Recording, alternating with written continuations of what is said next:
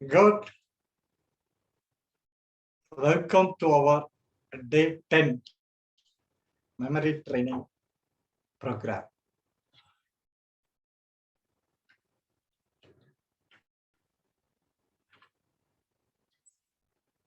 Dear friends, நம்ம இன்னைக்கு ப்ரோக்ராம்ல ஃபர்ஸ்ட் ப்ரீவியஸ் டே என்ன நடந்துச்சோ அதை ஒரு அவுட்லுக் பார்ப்போம். ஜஸ்ட் ஒரு ரீகேப் பண்ணிட்டு நியூ டாபிக் போலாம். நேற்று கடைசியா பார்த்தது ஒரு 5 டிப்ஸ் 6 டிப்ஸ் பார்த்தோம். 21ல இருந்து 26 வரைக்கும். 21 study environment, 22 study materials, 23 study method, 24 use different subjects, 25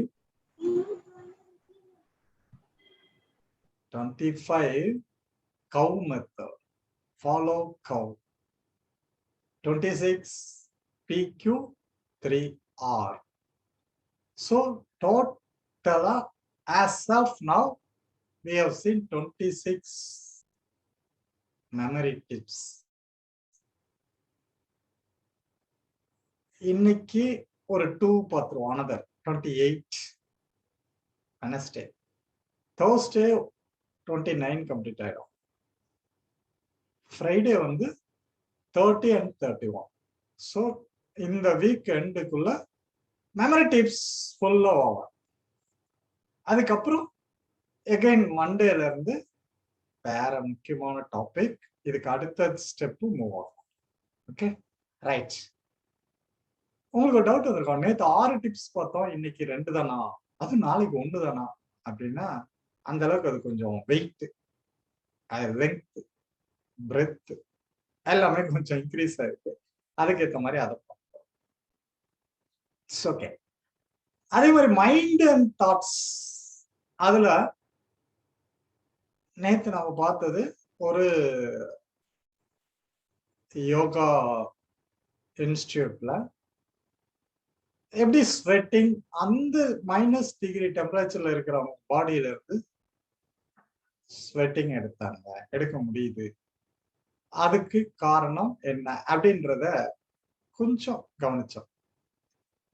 இன்னைக்கு அதே மாதிரி வேற ஒரு டாபிக்ஸ் போலாமே. இது என்ன அப்படின்னா, எகைன் ஃபர்ஸ்ட் டாபிக், பேசிக் டாபிக்ஸ் இதேதான். இது என்னன்றத கடைசியா சொல்றேன். இப்போ கமிங் டு த அனெக்டோட்ஸ்.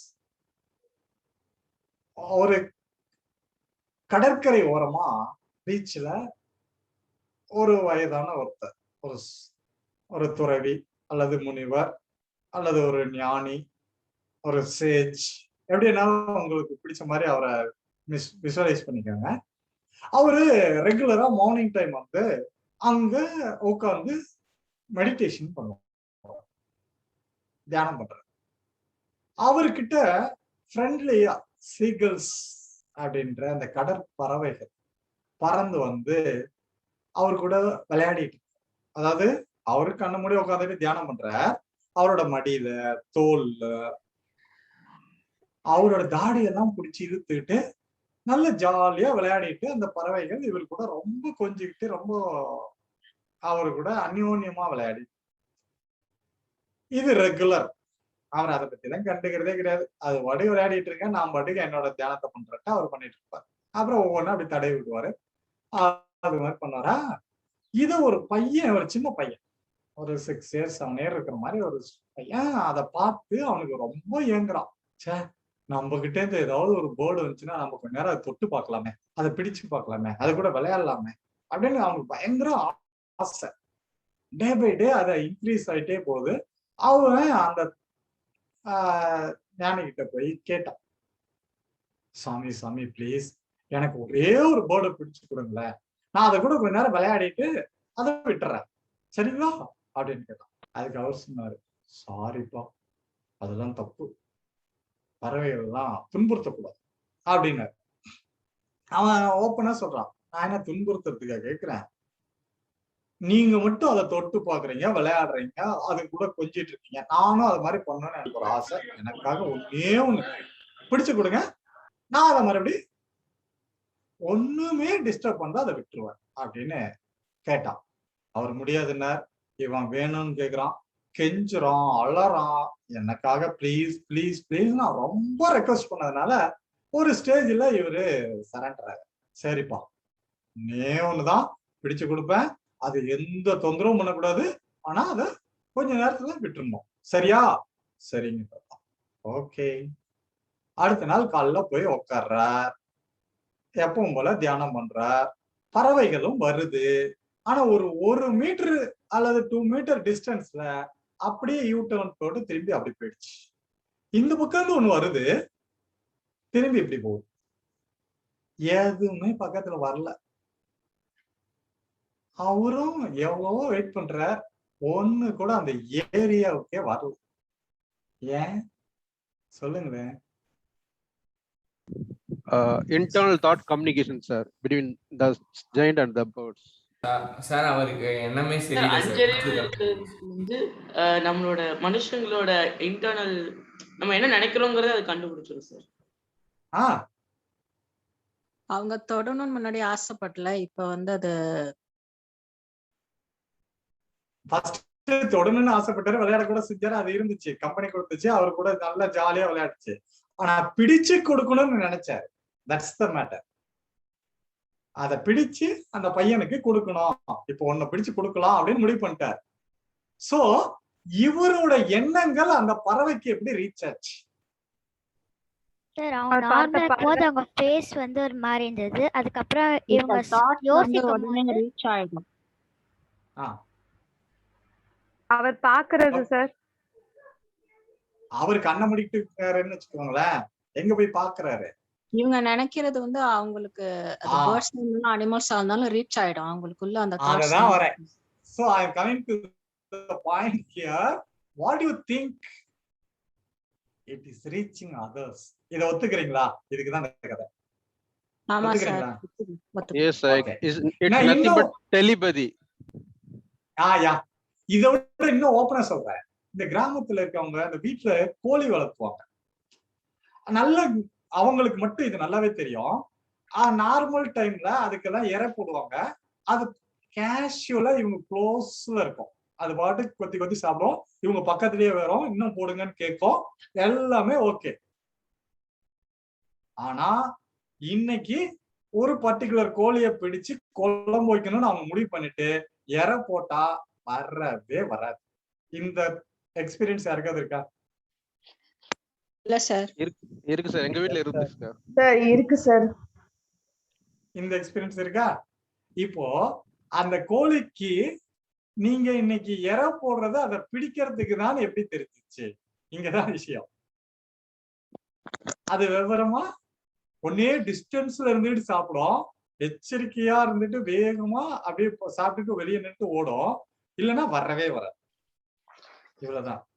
இப்போ இதுல இருந்து நம்ம என்ன தெரிஞ்சுக்கிறோம் அப்படின்னு சொன்னா, பவர் ஆஃப் த தாட்ஸ்.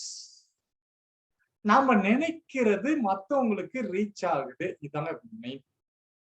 அப்போ நான் ஏற்கனவே இந்த லிசனிங்க்கு கூட சொன்னேன்.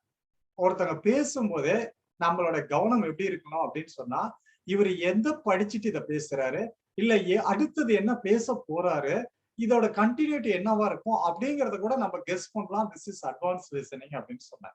அதே மாதிரி நான் என்ன நினைக்கிறேன், இப்போ நான் இங்க கிளாஸ் எடுத்துட்டு இருக்கேன், எப்படா டைம் 6 o'clock ஆகும், சீக்கிரமா இதை முடிச்சுட்டு நான் போகணும் அப்படின்னு நினைச்சிட்டு நான் கிளாஸ் எடுத்தா நீங்க அங்க இருந்து கண்டுபிடிக்கலாம்.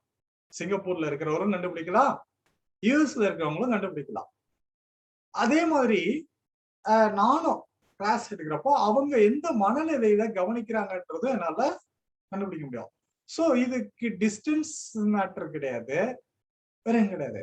Only thing we have to connect with our thoughts. ஒருத்தரும் இன்னொருத்தரும் அவங்களுடைய எண்ணங்கள் மூலமாக பிணைக்கப்படுகிறார். சோ அந்த தாட்ஸ் வச்சு அது ரிசீவ் பண்ணுது, இவர் என்ன நினைப்புல அங்க உட்கார்ந்து இருக்காருன்னு. அதுக்கு முன்னால அவரு அதை ஒண்ணுமே டிஸ்டர்ப் பண்ண போறது, அதனால வந்தது, விளையாடிச்சு, எல்லாம் இருந்துச்சு. ஆனா இன்னைக்கு பிடிக்கணும்னு அவர் நினைச்சிட்டாரு, அதனால அது ரிவர்ஸ். இவ்வளவுதான். சோ இதையும் ஒரு பக்கம் உள்ள வைங்க. பின்னால நான் மைண்ட பத்தி டீட்டெயிலா போறப்ப இதெல்லாம் அப்படியே கொண்டு வந்துடலாம். ஓகே. சோ இப்போ ஒரு பாயிண்ட் இன்னைக்கு என்ன எடுத்திருக்கிறோம்? Power of thoughts. நம்ம தாட்ஸுக்கு பவர் இருக்கு, எனர்ஜி இருக்கு. ஓகே, அதுக்கு சக்தி இருக்கு அப்படிங்கிற அதை மட்டும் இன்னைக்கு தெரிஞ்சிருக்கோம். Okay, right. இப்போ மெமரி டிப்ஸுக்கு போலாம். இன்னைக்கு ஃபர்ஸ்ட் என்ன பார்க்குறோம் அப்படின்னா, reading and learning. Reading and learning. What is reading, what is learning? யாராவது சொல்லலாம்.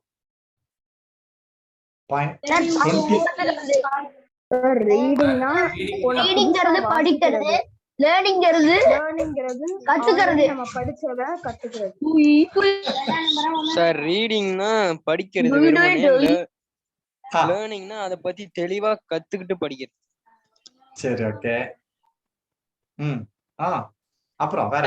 ரீடிங்னா புதுசா வாசிக்கிறது சார். அப்புறம் லேர்னிங்னா நம்ம வந்து ஆல்ரெடி வாசிச்சதை நம்ம வந்து கத்துக்கிறோம். அதான் டெஃபினிஷன். சார் சரி. சார் ரீடிங்னா வந்து சொல்லுங்க சார். ரீடிங்னா வந்து நம்ம வந்து படிக்கிறது சார். ஆனா லேர்னிங்னா வந்து அதை எப்படி அப்ளை பண்றதுன்னு சொல்றது சார். கதை புக்கு கூட படிக்கிறோம் சார்.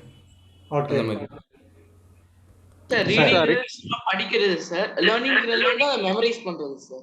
ஓகே.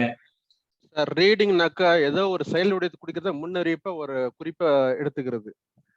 அதை பேஸ் பண்ணி அதுக்கப்புறம் லேர்னிங்னா பை ப்ராக்டிகலா அப்ளை பண்றது வந்து learning, which is permanent memory. Okay sir. Okay. Over. இப்போ நான் ஒரே ஒரு கேள்வி கேட்கிறேன்.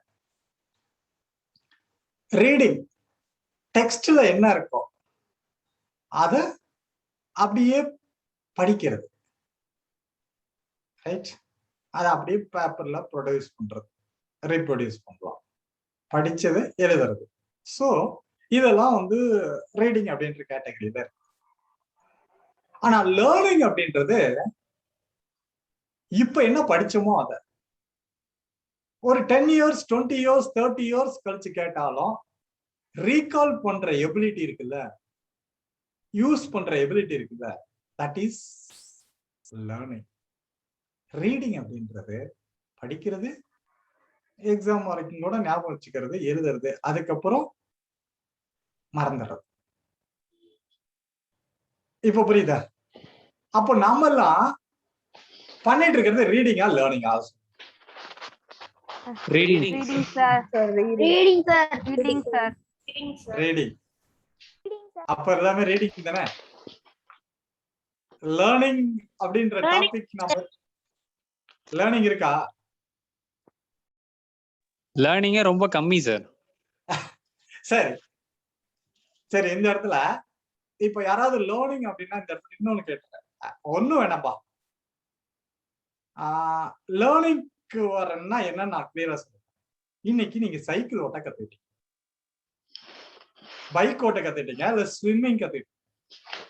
இப்ப இருந்து ஒரு 10 years, right from now 10 years உங்களை ஸ்விம் பண்ண கத்துக்கிட்டவங்கள தண்ணியவே காட்டல நீச்சல் அடிக்கும்.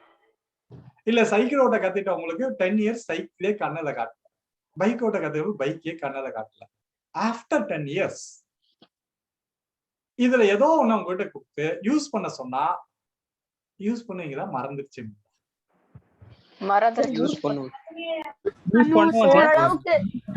ஓரளவுக்கு இல்ல, 100% யூஸ் பண்ண முடியாது. சைக்கிள் ஓட்ட கத்துக்கிட்டு 10 வருஷம் கழிச்சு சைக்கிள் ஓட்டுனா எனக்கு மறந்து போச்சுன்னு சொல்ல மாட்டேன். கம்பல்சரி ஓட்டுவோம். அட்வொகேட் சார், 25 years பிஃபோர் நான் யூஸ் பண்ண சைக்கிளை இது வரைக்கும் நான் யூஸ் பண்ணிட்டே தான் இருக்கேன். ஓகே. இல்ல இது கண்டினியூவா யூஸ் பண்றீங்க. அந்த மேட்டர் நல்லா புரிஞ்சுக்கோங்க. அந்த 25 years தொடாத இருக்கிறத கூட இப்போ ஸ்விம்மிங்கோ, சைக்கிளிங்கோ, பைக்கோ ஏதோ ஒண்ணு செய்ய முடியும். Yes sir. that correct. is ஏன்னா learning. நான் வந்து அப்ப ஸ்கூல்ல ஓட்டுனது இப்ப என் பையன் ஸ்கைலுக்குலாம் அவசரம் போது எடுத்து ஓட்ட வருது. இத்தனை வருஷம் ஓட்டல. that's good. இதுதான். ஆனா இதையே கேக்குறேன், இது ரீடிங்க ஒரு 10 இயர்ஸ் முன்னால படிச்சதை இப்ப கேட்டா சொல்றோமா? இல்ல சார். முடியாது. சொல்ல முடியாது. அப்ப நமக்கு தேவை ரீடிங்கா லேர்னிங்கா? அதை சொல்லுங்க. லேர்னிங். ஓகே, நமக்கு தேவை லேர்னிங், பட் நம்ம யூஸ் பண்றது ரீடிங். இததான் நம்ம இந்த ஏரியாவில தான் நாம கொஞ்சம் மாத்த போறோம். ஓகே, சரி, இதுக்கு இன்னொரு எக்ஸாம்பிள்ஸ் கேட்கிறேன், கரெக்டா சொல்லணும், நல்லா கவனிச்சுக்கோங்க. இது வந்து ஒரு டெக்ஸ்ட், ஒரு கிளாஸ் ரூம்ல ஒரு சப்ஜெக்ட், ஒரு ஸ்டூடெண்ட்டுக்கு ஏதோ ஒரு ஸ்டாண்டர்டுக்கு இருக்கிற ஒரு பாடம். அந்த லெசனோட டைட்டில் என்னன்னா ஃபார்மர் அண்ட் டக்ஸ், ஒரு விவசாயம் வாத்துகளும் அப்படிங்கிறது டைட்டில் ஆஃப் த லெசன். அதுல என்ன கொடுத்திருக்குன்னா, தேர் வாஸ் எ ஃபார்மர், ஒரு ஊர்ல ஒரு விவசாயி இருந்தார், அவரு 10 வாத்துகளை வளர்த்தார். He grew 10 ducks. அவரு ஒரு நாள் அந்த 10 வாத்துகளுக்கும் ஒரு கட்டளை இட்டார். என்னன்னா, இன்னையில இருந்து நான் உங்களுக்கு கொடுக்குற அட்வைஸ், நாளையில இருந்து நீங்க செய்யலாம், இன்னைக்கு விட்டுருங்க. நாளையில இருந்து ஒவ்வொருத்தரும் ஒவ்வொரு முட்டை போடணும். You have to lay 1 egg a day. எல்லாருக்கும் காமன், தினம் ஒரு முட்டை போடும். யாராவது ஒருத்தர் இடையில பிரேக் எடுத்தீங்க, கழுத்தறுத்து குழம்பு வச்சு, இதுதான் கண்டிஷன் அப்படின்னு 10 வாத்துகளுக்கு அந்த கட்டளை. இடையில Saturday, Sunday, weekly off no, கண்டினியூவா முட்டை. இவ்வளவுதான் அவரு அவங்களுக்கு கொடுத்த அட்வைஸ். அட்வைஸ்ல ஆர்டர். டெய்லி எல்லா வாத்துகளும் தினம் ஒரு முட்டை போட்டுக்கிட்டே இருக்கு. ஒரே ஒரு வாத்து மட்டும் ஒரே ஒரு முட்டை தான் போட்டுச்சு. இவரு 1 வீக் பார்த்தாரு, 10 days வரைக்கும் வெயிட் பண்ணாரு. எல்லா வாத்தும் கரெக்டா தான் இருந்துச்சு. இவரு போனார், அந்த ஒரே ஒரு முட்டை போட்ட வார்த்தை கழுத்தை பிடிச்சு தூக்கிட்டு வந்தார். இவ்வளவு பேரும் நான் சொன்னதை கரெக்டா உபயோக பண்றாங்கல்ல, நீ மட்டும் ஏன் செய்யல? உன்னைய கழுத்தா இருக்க போறேன். அதுக்கு முன்னாடி ஆன்சர் மை கொஸ்டின், ஏன் நீ உபயோக பண்ணல அப்படின்னு கேட்டேன். அதுக்கு அந்த வார்த்தை சொல்லிச்சு, இங்க பாருங்க முதலாளி, எல்லாரும் போல எனக்கும் ஆசைதான், எல்லாரும் போடுறாங்களே நானும் முக்குன்னு முக்கி பார்த்தேன். என்னால ஒரே ஒரு முட்டை தான் போட முடிச்சு. காரணம் என்னன்னா, நான் ஆம்பளை வார்த்தை, அவங்கள பொம்பளை வார்த்தை அப்படின்னு சொல்லிடுச்சு. அவர் பார்த்தாரு, ஓகே போ, ஒழிச்சு போ அப்படின்னு அதுக்கு மன்னிப்பு கொடுத்து விட்டுட்டார். அத குழம்பு வைக்க விட்டுட்டார். ரைட், இதோட அந்த பாடம் முடிவுக்கு வருது. இதுல கீழே கேள்விகள் கேட்கப்படுது, கொஸ்டின்ஸ் கேட்காங்க. அந்த விவசாயியிடம் எத்தனை வாத்துகள் இருக்குது? How many ducks? 10. எத்தனை அவர் சொன்ன வார்த்தைக்கு அப்படியே கட்டுப்பட்டு தினம் ஒரு முட்டை போட்டது? 9. ஓகே, கொஸ்டின் நம்பர் 3, எத்தனை வாத்து ஒரே ஒரு முட்டை போட்டது? ஒரு வாத்து, ஆண் வாத்து. இங்க இவ்வளோ அறிவாளிகள் இருக்கிறீங்களே, யாராவது ஆம்பளை வாத்து முட்டை போடாது? சார். இந்த கதையெல்லாம் இப்ப வேண்டாம், அப்ப சொன்னீங்களா? இதை சொல்லுங்க எனக்கு பதில். சார் நீங்க கேட்டுக்கிட்டு இருக்கப்ப இடையில பதில் சொல்லக்கூடாதுல்ல சார், நீங்க கேட்டு முடிச்ச ஓடி தானே சார் நாங்க பதில் சொல்லணும். எந்த கதையெல்லாம் வேண்டாம் சார், யூ ஆர் ரைட், யாரும் புத்திசாலி இல்ல. நான் எது சொல்ல வரேன்னா, பாயிண்ட் அவுட் பண்ணோம்னா தான் நாங்க நான் நிஜமா என்ன தெரியுமா சார் நினைச்சேன், மனசு இருந்தா எதுவும் நடக்கும், நீங்க ஏதோ எனக்கு சொல்ல வரீங்கன்னு நினைச்சிட்டேன் சார் நிஜமா. ஓகே, இதுல இருந்து எதுக்கு சொல்றேன்னா, இப்ப இருக்கிற சிஸ்டம் ஆஃப் எஜுகேஷன்னா ஒரு புக் ஒரு என்ன கொடுத்திருக்கோ அத அப்படியே படிச்சு அப்படியே பேப்பர்ல ப்ரொடியூஸ் பண்ணோம். இதுதானே? ஒத்துக்கிறீங்களா இல்லையா? ஆமா சார். ஒத்துக்கிறீங்களா? நீங்க கதை சொல்றப்பவே ஒரே ஒரு வார்த்தை மாத்திரம் ஒரே ஒரு முட்டை போட்டுச்சுன்னாங்க. நான் எப்படி சார் ஓவர் ரூல் பண்றது உங்களை? சார் முன்னெல்லாம் இப்போ நீங்க நல்லா கவனிச்சுக்கோங்க. முன்னெல்லாம் மேக்ஸ் கிளாஸ்ல ஒரு சம் தான் சார் போடுவாங்க, மற்ற சம் எல்லாம் நம்ம தான் வீட்ல போடணும், தெரியலனா போய் கேட்கணும். இப்போ டீச்சர் எல்லா எக்ஸசைஸும் போடுறாங்க, எக்ஸாம்பிளும் போடுறாங்க, பசங்க யோசிக்கிறதே இல்ல, அப்படியே பாக்குறது அப்படியே வாந்தி எடுக்கிறது. அதனால தான் லேர்னிங்கே இல்ல. அப்போ அது வந்து நமக்கு நிறைய இப்போ தெரியுது சார். அன்னைக்கு வந்து மிஸ் ஹோம்ஒர்க்லாம் கூட ரொம்ப சொல்ல மாட்டாங்க, பண்ணியா நீ திங்க் பண்ணி பாரு, யோசிச்சு பாரு, ஏன் தப்பு அப்படின்னு சொல்லி ஊக்குவிச்சாங்க. இன்னைக்கு அந்த ஊக்குவிக்கிறதே இல்ல சார். Okay good right.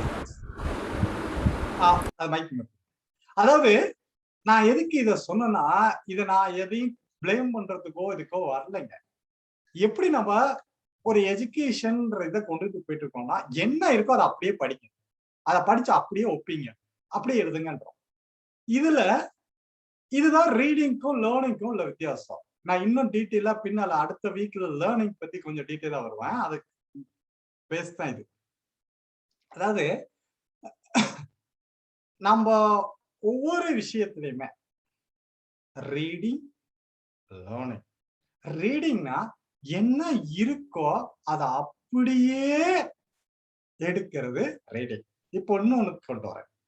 நம்ம ஏற்கனவே இது இங்கிலீஷ் கிராமர் அதுல வரும், கிராமர்ல வரும்.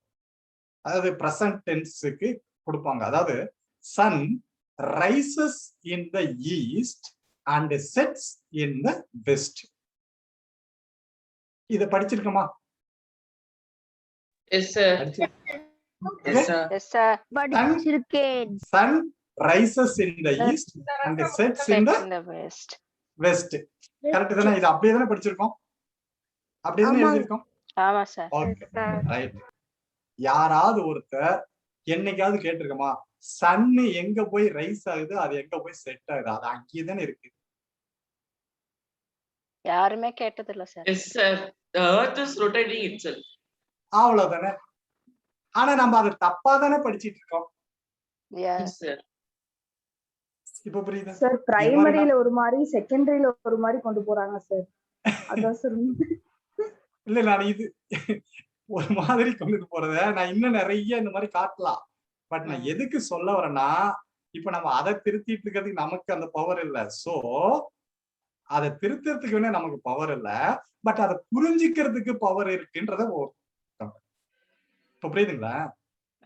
அதுக்குன்னு அவங்களுக்கு அதை எழுதினாதான் மார்க், அதை விட்டுறலாம். அவங்ககிட்ட போய் ஆர்கியூ பண்ணிட்டோ அதுக்கும் நம்ம போக தேவையில்ல. பட் நம்மளோட மைண்டுக்கு the earth is rotating itself, sun is in the place. Actually 1608ல டெலஸ்கோப்பை கண்டுபிடிச்சு முதல் முறையா இந்த உலகத்துக்கு இந்த கருத்தை சொன்னார் ஒருத்தர். அது வரைக்கும் இந்த உலகம் எதை நம்பிட்டு இருந்துச்சு தெரியுமா? சன் இங்க வந்து நம்மள சுத்திட்டு இருக்கு. Earth is the center of the planet, sun is rotating. சன்னு தான் நம்மள சுத்திட்டு இருக்கு. இதுதான் இந்த உலகம் நம்பிட்டு இருந்தது, படிச்சுட்டு இருந்தது, எழுதிட்டு இருந்தது. ஆனா இவர் வந்தாரு, அதெல்லாம் கிடையாது அப்படின்னு இந்த டெலஸ்கோப் மூலமா அதை காட்டுறாரு, ப்ரூவ் பண்றாரு. Sun is the centre of the planet, earth is revolving the sun அப்படின்னு சொன்னாரு. அவருக்கு என்ன பரிசு இந்த உலகம் கொடுத்துச்சுன்னு தெரியுமா? அப்படி சொன்னவருக்கு இந்த உலகம் கொடுத்த பரிசு என்னன்னு தெரியுமா? முட்டாள். முட்டாள் முட்டாள்னு சொன்னா கூட பரவாயில்ல, 10 வருடம் உள்ள போட்டு கொன்னுட்ட கலீலி சொன்னவர். கலீலியோ அந்த கலீலியோவுக்கு கிடைச்சது கடைசி 10 வருஷம் ஜெயில் ஹவுஸ் அரெஸ்ட்ல கிடந்து இறந்தார். புரியுதுங்களா? அவருதான் அதுக்கு முன்னாடி கோப்பர்னிக்கஸ் சொன்னாரு, பட் இவரு ப்ரூவ் பண்ணார். இது மாதிரி பல விஷயங்கள் நம்ம இப்ப அங்க போக வேண்டாம். But what we are going to learn அப்படின்னா, எதை கத்துக்கிறோமோ அதை அப்ளை பண்ணணும், லைஃப் லாங் ஞாபகத்துக்கு வச்சுக்கணும், அந்த மாதிரி உள்ள கொண்டு போகணும். அதை விட்டுட்டு அங்க என்ன இருக்கோ அதை அப்படியே படிக்கிற அந்த ஆட்டிடியூட் வேண்டாம்னு சொல்றேன். இப்ப புரிஞ்சிருச்சுங்களா? படிக்கணும், எழுதணும், ஏன் எதற்கு என்ற கேள்வி நமக்குள் எழ வேண்டும், எழுந்த கேள்விக்கு பதிலை நாம் தேட வேண்டும். சோ அந்த யூனிவர்சிட்டியிலேயே அதிகப்படியான கேள்விகளை கேட்டவர் கலீலியோ தான். அந்த கலீலியோ தான் அவ்வளவு பெரிய ஒரு ஆராய்ச்சிக்கு அவரால் முடிஞ்சிச்சு. சோ அத்தனை கேள்விகள் அவர் கேட்டார். கேட்கணும், கேள்வி கேளுங்க. அதுதான் நம்ம தெரிஞ்சுக்கின்ற விஷயம். நம்ம குழந்தைகளை ஊக்குவிக்கிறதும் அவங்கள கேள்வி கேட்க தூண்டணும். ஒண்ணு, கேள்விக்கு நமக்கு தெரியலனாலும் தேடணும், தேடி கொடுக்கணும். ஓகே. ஆக்சுவலா அசிம் பிரேம்ஜிய ஒரு தடவை ஒருத்தங்க கேட்டாங்க. அவர் ஸ்டான்ஃபோர்ட்ல இன்ஜினியரிங் படிச்சார், எலக்ட்ரிக்கல். பாதியில வந்தாரு. அவர்கிட்ட கேட்டாங்க, what is the difference between the education system India and America அப்படின்னு கேட்டாங்க. அப்ப அவர் என்ன பதில் சொன்னார்னா, இங்க பசங்க கேள்வி கேட்டா டீச்சர்ஸ் என்ன பதில் சொல்லுவாங்க, அங்க என்ன சொல்லுவாங்கன்னு சொன்னாரு. இங்க கேள்வி கேட்டா அந்த பதில் அந்த டீச்சருக்கு தெரிஞ்சா சொல்லிடுவாங்க, தெரியலனா நேத்து கொடுத்த ஹோம்ஒர்க் பண்ணியா, அதெல்லாம் செய்ய மாட்டேன், இது மாதிரி அதிக பிரசிங்கரமா கேள்வி மட்டும் கேட்டுட்டு இருக்க அப்படின்னு எல்லாரும் முன்னாலேயும் அவனை நோஸ் கட் பண்ணுவாங்க, எல்லாரும் சிரிப்பாங்க. அதுக்கப்புறம் அவன் வாழ்நாள்லயே கேள்வி கேட்பாங்க, அடங்கிடுவான். இங்க அமெரிக்கா அங்கெல்லாம் எப்படின்னா, கேள்வி கேட்டு அந்த பதில் அவங்களுக்கு தெரியலன்னா கவலையே பட மாட்டாங்க. I am sorry, I don't know அப்படின்னு சொல்லிட்டு அடுத்தது அவங்க புக்கை ரெஃபர் பண்ணி அதுக்கு பதில தெரிஞ்சுக்கிட்டு அவனுக்கு அந்த பதிலையும் சொல்லிட்டு, இந்த புக்ல இந்த பேஜ்ல இங்க இருக்கு அப்படின்னு நான் இதைதான் பார்த்தேன்னு அதையும் ப்ரூவ் பண்ணி காட்டுவாங்க. இதுதான் டிஃபரன்ஸ் அப்படின்னு நான் சொல்லல, அவரு சொன்னார். ஒரு கொஸ்டின் ஒரு ரிப்போர்ட்டர் கேட்ட கேள்விக்கு அந்த பதில அவர் சொன்னார். Okay, right. சோ இந்த இடத்துல நான் எதுக்கு இதுக்கு காட்டுறேன், கேள்வி கேளுங்கள். யாரு எந்த இடத்துல அவமானப்படுத்தினாலும் நம்மள தட்டி குட்டி வச்சாலும் கவலையே படக்கூடாது. நமக்கு பதில் தெரிகிற வரைக்கும் நமக்குள்ளேயாவது கேட்கணும், தேடணும். இதுதான் இங்க இடத்துல கொண்டு வர. அதுதான் ரியல் லேர்னிங். நான் ஏற்கனவே சொன்னேன் ஃபர்ஸ்ட் இன்ட்ரோ செஷன்ல, real learning is not memorizing knowledge. Real learning is knowing and understanding how to use your knowledge. இதுதான் ஸ்ட்ராங்கா பிடிச்சுக்கோங்கன்னு சொன்னேன். Okay, right. So reading versus learning, நமக்கு தேவை லேர்னிங். ஓகே, இந்த topic over. 27. Next topic 28, sowing and reaping.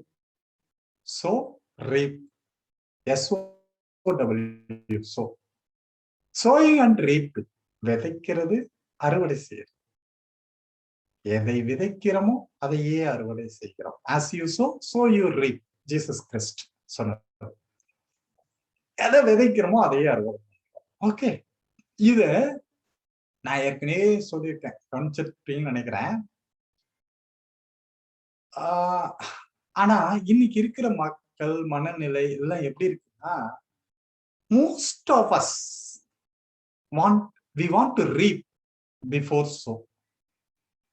விதைக்கிறதுக்கு முன்னாடியே அறுவடை செய்யறதுக்கு ஆசைப்படுகிற சமுதாயம் இப்பொழுது அதிகமாக இருக்கிறது. they don't want to work, but they want. நானா வேலை செய்ய மாட்டேன், நானா கஷ்டப்பட மாட்டேன், பட் எனக்கு வேணும், நிறைய வேணும். இதுதான் ஆசைப்படுறோம். வேலை செய்ய நல்லா, ஆனா எனக்கு வேணும். சோ இது ஒரு சிலர் இப்படி இருக்கா.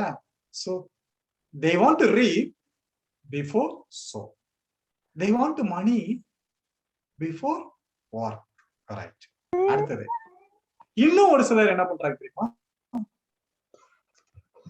they sow, but they want to reap instantly. விதைச்சிட்டம்பா,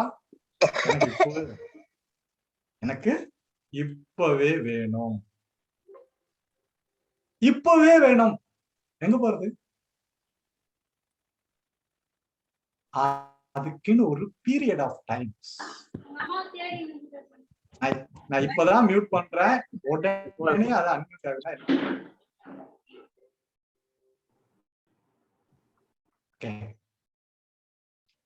அதனால நீங்க கவனிக்க வேண்டிய விஷயம் என்ன பண்ணோம், ஒவ்வொருத்தரும் விதைக்கிறதுக்கு முன்னால அறுவடை பண்றத மறந்துருக்கேன். விதைச்ச உடனே வேணும்னு கேக்குறதுங்க. அதுக்குன்னு ஒரு டைம் இருக்கு, அது விளையும், வரும். அது வரைக்கும் நீங்க வெயிட் பண்ணணும். You have to wait till it grow. So this is next point. Okay. அடுத்தது இதுக்கு வர ஒரு இதை சொல்லிட்டு வரேன். Any one of you, have you heard about the bamboo? எந்த bamboo தெரியுமா? Chinese bamboo. கேள்விப்பட்டிருக்கீங்களா? கேள்விப்பட்டிருக்கேன். Okay. இந்த Chinese bamboo ஃபர்ஸ்ட் பூமிக்கடியில அத விதைச்சிட்டாங்க. அதை விதைச்சிட்டாங்களா, அதுக்கு மேல அந்த ஏரியாவில் கிளீன் பண்ணி வச்சிருக்காங்க, நல்லா களை எடுத்து வச்சிருக்காங்க, தண்ணி ஊத்துறாங்க, உரம் போடுறாங்க. they are watering, they are fertilizing, but the surface above the ground they didn't see any changes. எவ்வளவு நாள் தெரியுமா? 1 மாசம், 1 வருஷம், 2 வருஷம், 3 வருஷம், 4 வருஷம், 5 வருஷம் வரைக்கும் பார்த்தாங்க, அது ஒண்ணுமே மேல வரல. ரைட்? பட் 5 வருஷத்துக்கு அப்புறம் 6 வீக்ஸ்ல 20 அடி உயரம் வரும் அந்த மூங்கி. 5 வருஷம் கழிச்சு 6 வாரத்துல 20 அடி உயரம் வளருது. வெட்டுனா again 6 வீக்ஸ்ல another 20 feet அது வளருது. அப்போ நல்லா கவனிக்க வேண்டிய விஷயம், 5 வருஷத்துல அது வளரவே இல்லை அப்படின்னு அதுக்கு தண்ணியே ஊத்தாத அதை அப்படியே விட்டிருந்தா அந்த மூங்கில் வளருமா? வளராது சார். No sir. வளர முடியாது சார். அப்ப நமக்கு தேவை பொறுமை. இப்போ நான் சொல்லி கொடுக்கிற இந்த டெக்னிக் கூட அப்படிதான். ஒரு சிலருக்கு உடனே இருக்கும் எல்லாமே. சார் நீங்க 2 months கிளாஸ் சொன்னீங்க, நாங்க அட்டென்ட் பண்ணோம், 2 months முடிஞ்சிருச்சு.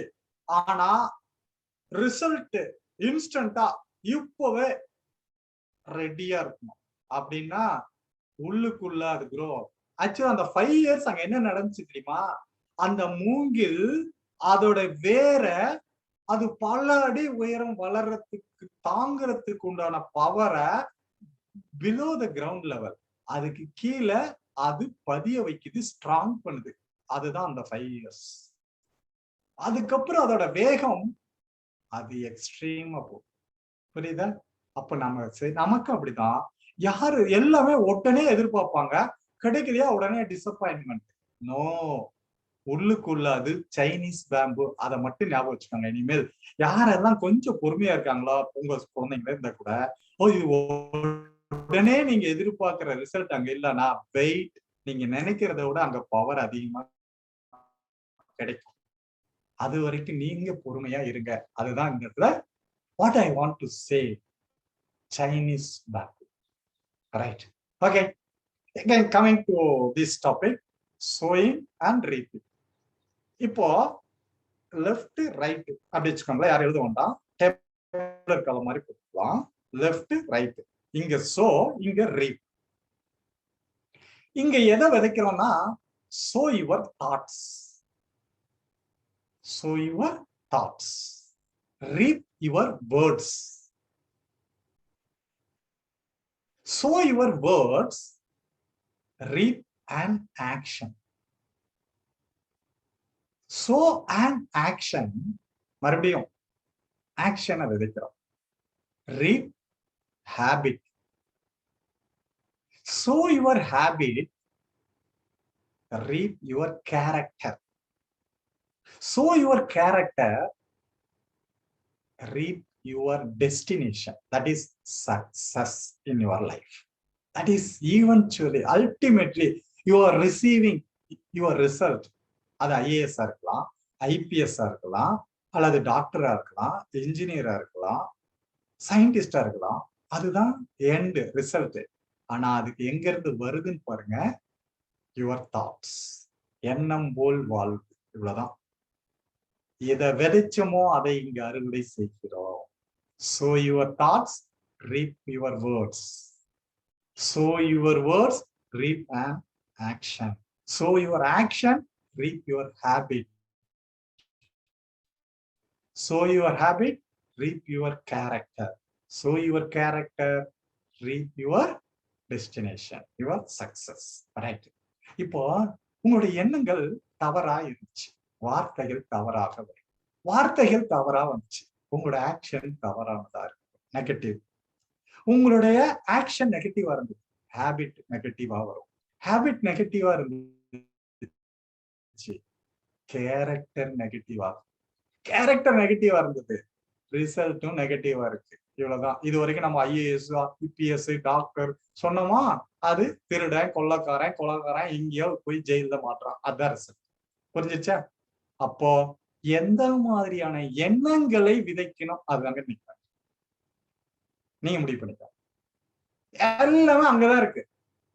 நம்ம என்ன பண்றோம், இவனோட கேரக்டர் எடுத்து வச்சுக்கிறோம். உன் கேரக்டரே சரியில்லை, உன் ஆட்டிடியூடே சரியில்லை, மாத்திக்கோ. யாராலையும் மாத்த முடியாது. டைரக்டா கேரக்டரையோ ஆட்டிடியூடையோ ஹேபிட்டையோ மாத்த முடியாது. அப்ப எப்படி மாத்தணும்? தாட்ஸ்ல இருந்து தான் மாத்த முடியும். அங்கதான் போகணும். Cause and effect.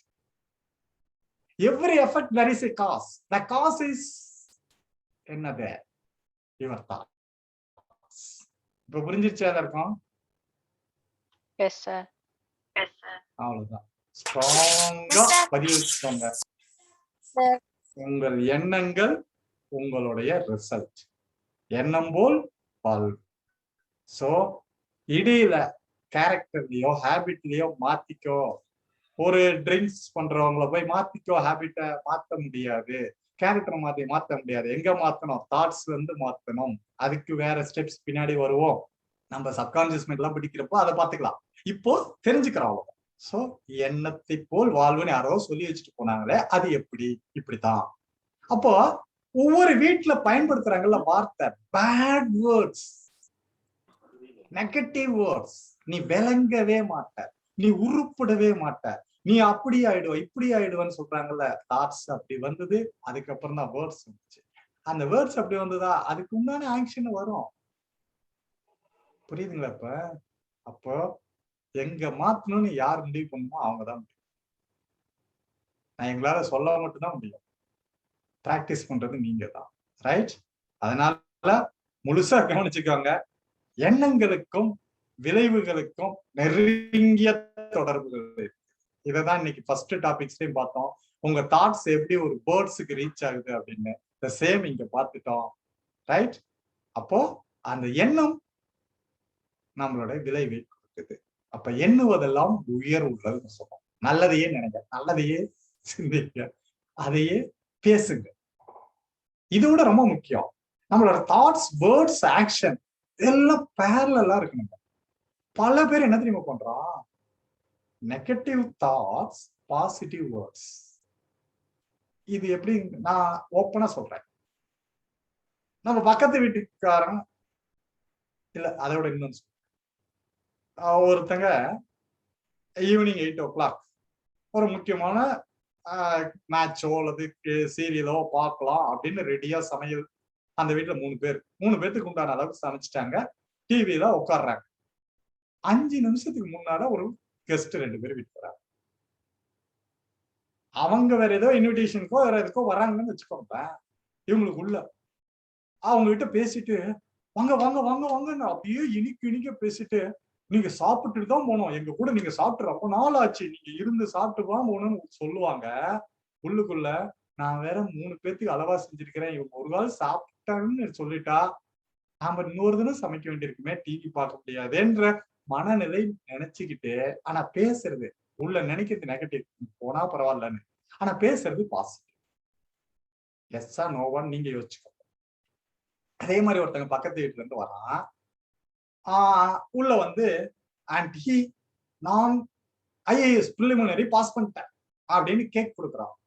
இவங்க உடனே அப்படியா அப்படின்னு சிரிப்பாங்க. உள்ளுக்குள்ள ஏற்கனவே உன்னை கையில பிடிக்க முடியாது, இனிமேல உன்னெல்லாம் அப்படின்னு நினைப்பாங்க.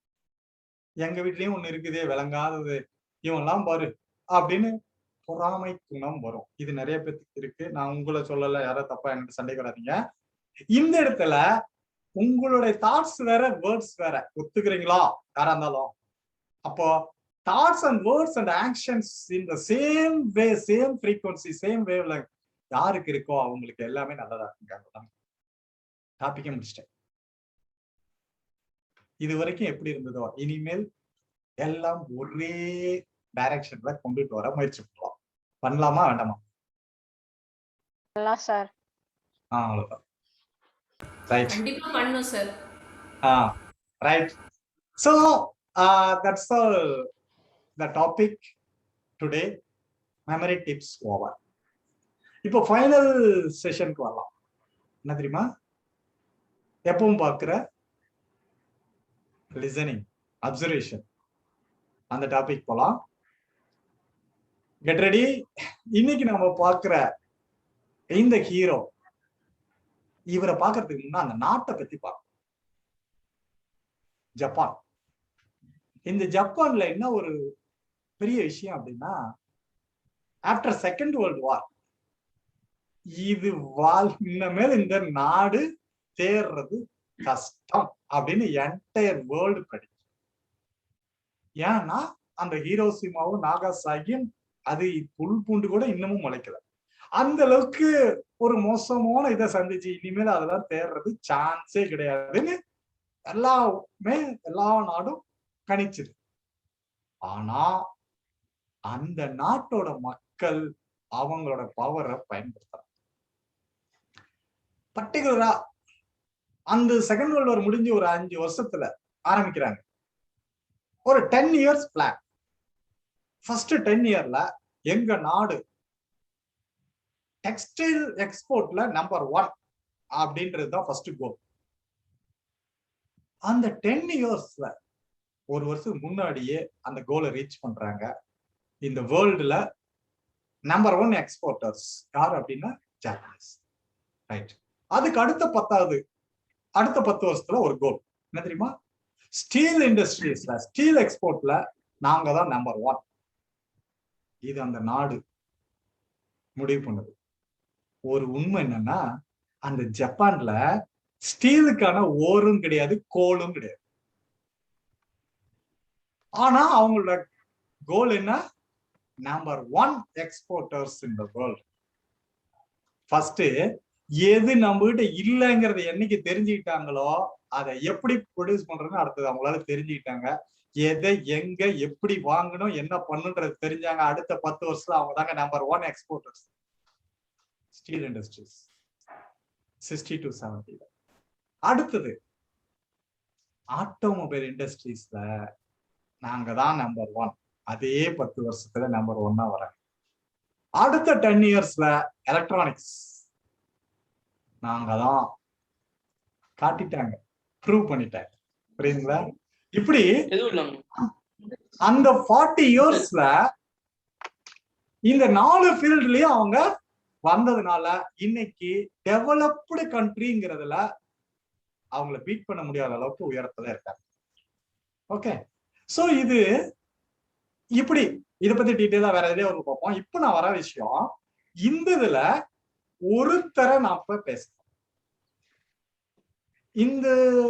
இந்த ஒருத்தர் அந்த நாட்டுல 1921 ஜனவரி 26 பிறந்தார். செகண்ட் வேர்ல்டு வார் அப்போ மிலிட்டரியில ஒர்க் பண்றார். இவர் பிசிக்ஸ் படிச்சார்.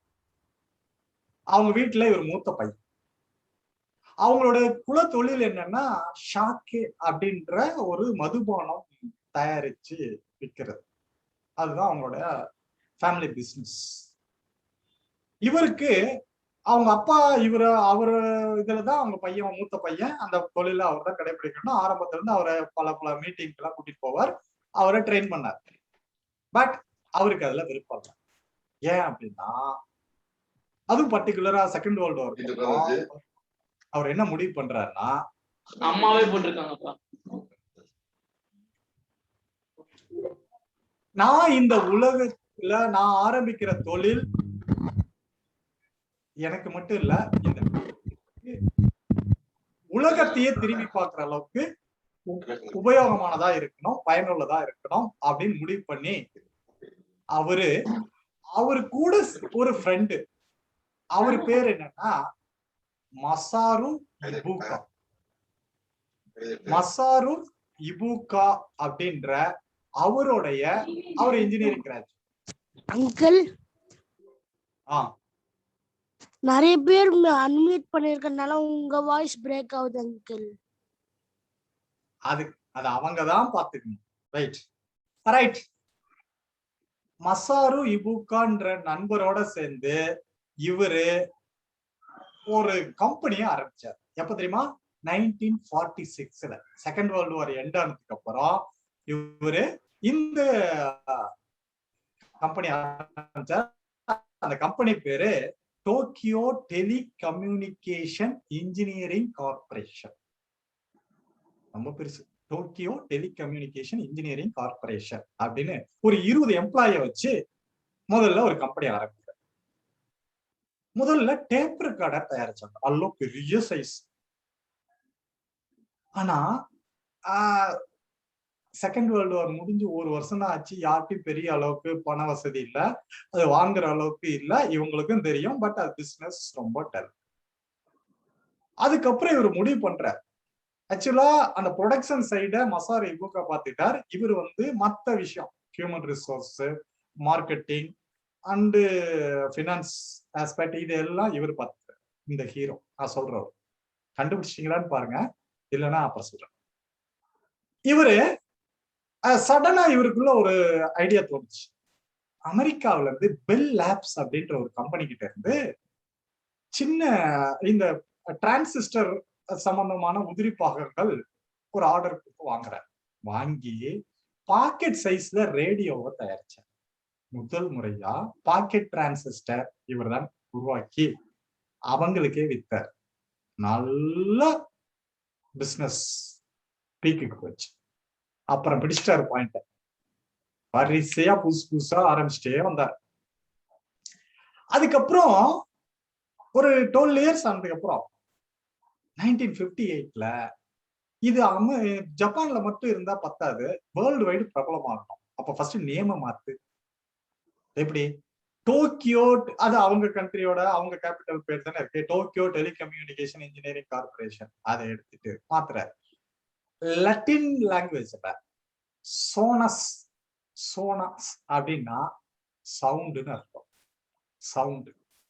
அப்போ அந்த சவுண்டுக்கு நம்ம கேட்கறதுனே அதனை அதுக்கு வச்சார். சோனஸ்ல இருந்து வந்ததுதான் சோனி. சோனி கார்பரேஷன் உதிச்சது 1958ல. அப்புறம் அமெரிக்காவிலேயே ஆரம்பிச்சார். இவர் அங்க போய் செட்டில் ஆயிட்டாரு. இங்க அவரோட ஃப்ரெண்டை பார்த்துட்டாரு. அதுக்கப்புறம் பாருங்க வரிசையா என்னென்ன வந்துச்சுன்றது உங்களுக்கே தெரியும். அதுல முக்கியமா 1976ல அவர் ஃபேமிலியோட ஒரு அவுட்டிங் போறாரு. அவங்க போது அவங்க பிள்ளைங்க இவ்வளவு பெரிய டேப் ரெக்கார்டரை கார்ல தூக்கிட்டு வரதை பார்த்துட்டு, இது வெளியெல்லாம் போறவங்க இப்படியா தூக்கிட்டு போறது, இது ரொம்ப கஷ்டமாச்சே, இதையும் சின்னது பண்ணிடலாமா அப்படின்னு யோசிச்சார். அப்பதான் இந்த வாக்மேன் அவருடைய இமேஜினேஷன்ல வருது. ஆனா அவருக்கு ஆர்டர் சொன்னவங்கள என்ன தெரியுமா, ஏன்னா எவனாவது பாட்டு கேட்டுக்கிட்டு நடப்பானா, காதுல மாட்டிக்கிட்டு வாக்மேன் இத ஹெட்போன் காதுல மாட்டிட்டு எவனாவது நடப்பானா, அதெல்லாம் விற்கவே விற்காதுனாங்க. ஆனா இவரு அதை அப்படியே மாத்துறாரு. 76ல வெளியே வந்தது ஏது வாக்மேன் உலகத்துல இருக்க ஒவ்வொரு இளைஞர்களையும் கட்டி போடுது. எல்லாரும் அதை தான் செஞ்சாங்க. ஓகே, அது மாதிரி வரிசையா இன்னைக்கு சோனி அப்படின்னா அதோட பேருக்கு பின்னால என்ன இருக்கு அப்படிங்கறத பார்த்தா அதுக்கு பின்னால இவர் இருப்பார். இவர் பேர் அக்கியோ மொரிட்டோ. அக்கியோ மொரிட்டோ இவர்தான் ஒரு தொழில் பிதாமகன், ஒரு பிரம்மா. அந்த நாட்டையே உயர்த்தி நிறுத்துறதுக்கு மிக முக்கிய பங்கை வகித்தவர் இவர். நம்பர் 1. அடுத்தது இவர் 1999 78வது வருஷத்துல இருந்தார். அதை விட முக்கியம், இவருடைய 72 இயர்ஸ்ல இவர் அந்த அதோட சிஓ அந்த பதவியில இருந்து வெளியேறார். அப்போ அடுத்தது அந்த கம்பெனிக்கு தலைமை பொறுப்பை யார்கிட்ட ஒப்படைச்சார் தெரியுமா? இவரோட பிள்ளைங்கிட்ட இல்ல. இவர் முதல்ல டேப் ரெக்கார்டை தயாரிச்சு வெளியிட்டப்ப அந்த டேப் ரெக்கார்ட்ல குறை இருக்கு அப்படின்னு ஒருத்தர் லெட்டர் எழுதணும். இதுல ஒரு குறை இருக்கு அப்படின்ட்டு அவர் யாருன்னு தேடி கண்டுபிடிச்சு அவரை கூடவே வச்சிருந்து அவரை ட்ரெயின் பண்ணி கடைசியா பொறுப்பா அவர்கிட்ட ஒப்படைச்சார். அவர் பேரு நோரியோ மோஹா. அவருதான் அதுக்கப்புறம் சோனியோட தலைமை வந்தார். குறை இருக்குதுன்னு சொன்னவரிடம் நிறைய கண்டுபிடித்தவர் இவர். அதை பாருங்க, அந்த இடத்துல தெரிஞ்சுக்க வேண்டிய விஷயம். ஓகே, சோ இவரை பத்தி படிக்கிறது நீங்க படிச்சுக்கோங்க, நான் அவுட்லைன் மட்டும் எடுத்துருக்கேன். இந்த இடத்துல ஒரு முக்கியமான விஷயம் சொல்றேன். இவரோட பயோகிராஃபி என்னன்னு எழுதிருக்க தெரியுமா? Made in Japan. Made in Japan, அதான் அவரோட பயோகிராஃபி. இது முதல் விஷயம். அடுத்தது இவர் ஒரு புக் எழுதினார் 1966. அந்த புக்கு பேர் என்ன தெரியுமா? Never mind school records. இதுதான். இது எதுக்கு இதை சொல்ல வரேன்னா, இன்னைக்கு கொடுத்த டாபிக்ஸ் தான். நான் ஸ்கூல்ல நான் பெரிய அப்படின்னு யாராவது சொல்லிட்டு இருந்தா அதுக்கு இவர் கொடுக்குற பதில் இதுதான். எது தெரியுமா? நீ ஸ்கூல் டாப்பரா இருக்கலாம், நீதான் சென்டம் எல்லாத்துலயும் எடுத்துக்கலாம், வாழ்க்கையில வெற்றி அடைகிறதுக்கு அது முக்கியம் இல்ல.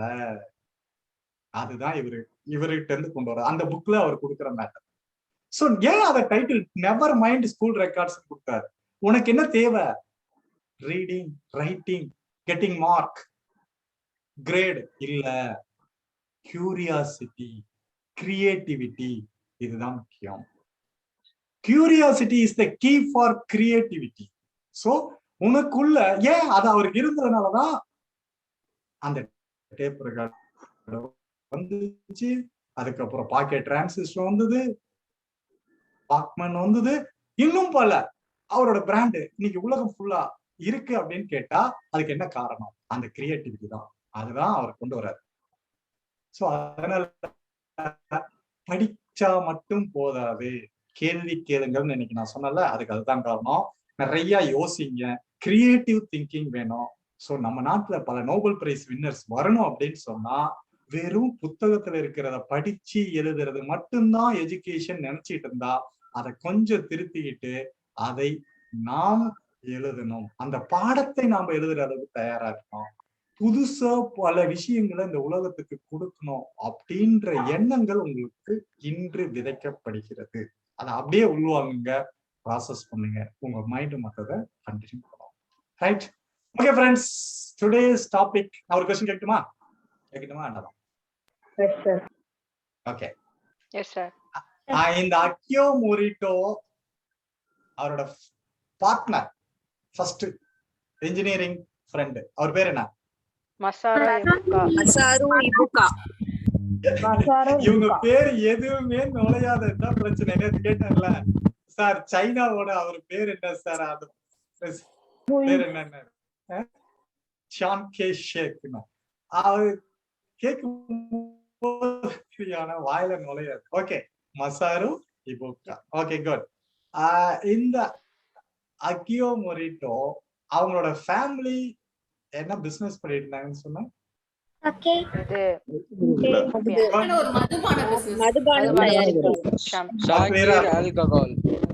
Good, super. அடுத்தது இவங்க ஃபர்ஸ்ட் 1946ல ஆரம்பிச்ச அந்த கம்பெனியோட பேர் என்ன? Tokyo Tokyo Telecommunications Engineering College. Corporation. Okay right.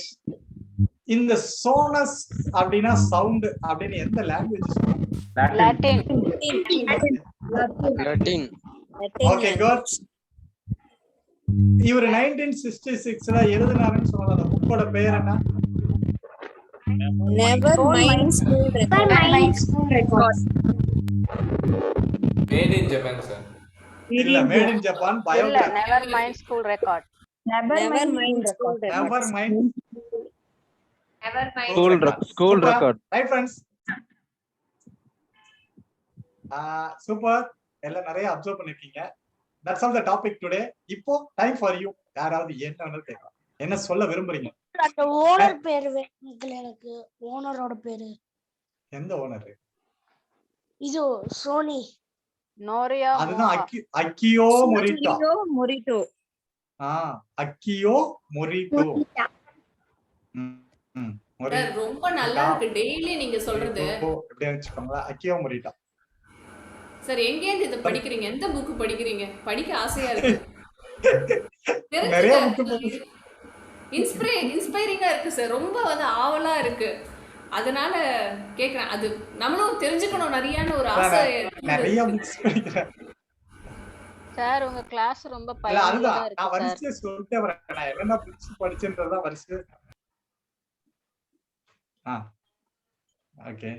Uncle ஆ. நீங்க நான் என்னென்ன புக்ஸ் எல்லாம் எப்பீங்களா அங்கிள்?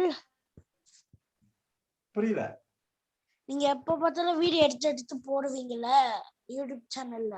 சொல்லு. யூடியூப் சேனல்ல எப்ப பார்த்தாலும் வீடியோ எடுத்து போடுவீங்கல்ல டெய்லி கிளாஸ். நீங்க ஒரு நாள் லைவ் வாங்க அங்கிள். சில்ட்ரன்ஸ் இந்த மாதிரி நார்மல் டேல லைவ் வாங்க. லைவ் வந்தீங்கன்னா எல்லாருமே பார்க்கலாம். போலாம். ரைட். வேற யாராவது பேச விரும்புறீங்களா? என் பண்ணிக்கலாமா? சார் நீங்க சொன்ன ஒரு விஷயத்துக்கு வந்து நான் பிராக்டிஸ் பண்ணிட்டு இருக்கேன் சார். அதாவது ஒரு விஷயத்தை வந்து மார்னிங் பண்ணணும். ஒரு கஷ்டமான விஷயத்த வந்து மார்னிங் பிராக்டிஸ் பண்ண ஆரம்பிச்சீங்க அப்படின்னா அது ரொம்ப ஈஸியா பண்ண முடியும்னு சொன்னீங்க இல்லைங்களா? காலையில வந்து அந்த நல்ல எண்ணங்களை விதைக்கிறது இருக்கு இல்லைங்களா, எந்திரிச்சு ஒட்டி அதுக்கான அந்த சென்டாக் பண்ணிட்டு இருக்கேன். அது வந்து ரொம்ப ஈஸியா வந்து ரெக்கார்ட் ஆகுது அந்த விஷயங்கள். இப்பதான் ஒரு 1 or 2 days பண்ணிட்டு இருக்கேன். அது ஒரு 1 month கழிச்சு நான் டீடைல் சொல்றேன் சார் உங்களுக்கு. Super very good. அதான் கெட் அப்.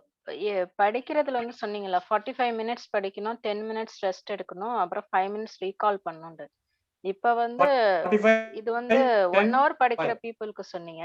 இப்ப நார்மலா கொஞ்சம் தான் என்ன மாதிரி பீப்புள்லாம் அப்சர்வ் பண்ண முடியும்னா நான் எப்படி ஸ்டார்டிங்ல வந்து இது எப்படி நான் இல்ல அது மேக்ஸிமம் படிக்கிறவங்களுக்கு 45 minutes சொல்றோம்.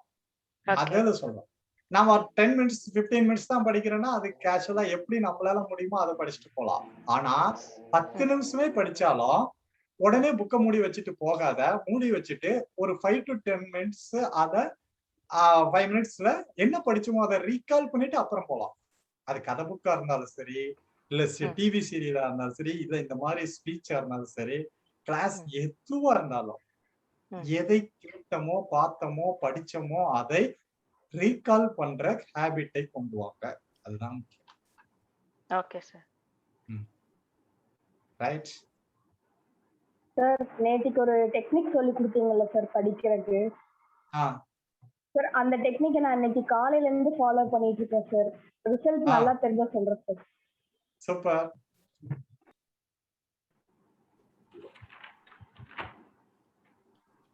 ஓகே. அங்கிள் சொன்ன மாதிரி தமிழ்ல இது எனக்கு டெஸ்ட் ஓடிட்டு இருக்கு. தமிழ் வந்து நாளைக்கு தமிழ் ஜிகே நேமே. அதுல தமிழ் வந்து இப்ப படிச்சேன். கொஞ்ச நேரம் படிச்சேன். அப்புறம் 10 minutes ரெஸ்ட் எடுத்து திருப்பி 5 minutes ரீகால் பண்ணேன். ஓகே. அம்மா கிட்ட சொல்லும்போது முன்னவோட 1-2 தப்பு தான் கொஞ்சம் கம்மியா இருக்கு. Okay super. So you are seeing the result. Okay. அத நான் இன்னும் ப்ரூவ் பண்ண பாக்குறேன். தப்பே இல்லாம சொல்லணும்னு. Okay, good. Excellent. கோலா இருக்கு. அதான் என்னோட கோலா இருக்கு இன்னைக்கு. Right. Okay, good. Right friends. end பண்ணிக்கலாம் நினைக்கிறேன். Okay, Thank you, sir. Okay, நன்றி சார். மாலை வணக்கம். Thank you, sir. Okay. Thank you, sir. Thank you, sir. Thank you sir, thank you sir. இந்த கிளாஸ் ரொம்ப அருமையா இருந்துச்சு சார்.